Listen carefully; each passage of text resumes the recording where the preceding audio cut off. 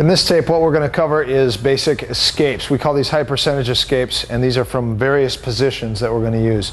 You'll encounter and come across these positions through training, through rolling around on the ground, through submission training, through ground training. We call newaza sparring, ground sparring. You'll come across these positions all the time. These are what I would say your high percentage or your least likely to fail escape from each position. So again, you have to shimmy your elbows down first. Okay? Now he's going to hip up like that. And as he starts to hip up, that's going to allow him to punch to get a really good solid shot. When he punches, he doesn't just punch from here. He can rip a shot good, but he wants to really get that thing up. And usually it's better if he puts a hand on my throat or his hands across my eyes.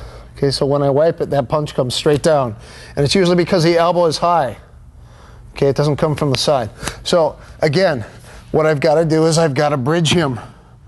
As I bridge, I climb. Both hands hit. As a reference point, both hands hit the back of his head. Clinch, grab your wrists, and climb up. Hold it tight.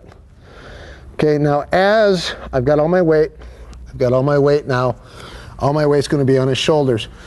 So what I'm going to do, as he hits me, I'm going to time it. So as I feel something hit, as soon as I feel that, that's when I bridge over the top and roll. Okay? And from this position, I go to control the bicep, control the bicep. My knees are nice and tight against his hips to neutralize the position so he can't slide his hips out. Okay, so for this position here, this is called knee on the belly. What I want to do is escape.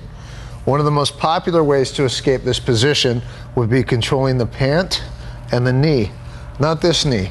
This is the trail leg.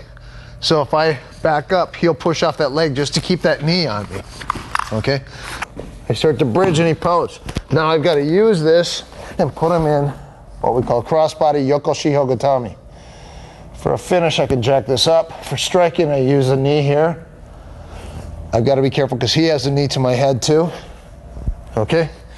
And I push his head up and I kick my leg over, grab his wrist or his elbow, pull it in and choke.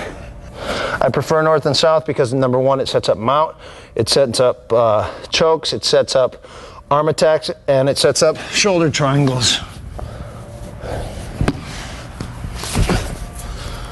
Okay, and you can also work chokes from here. And you can also, when he tries to escape, work your knee on the belly, which comes back in for the striking.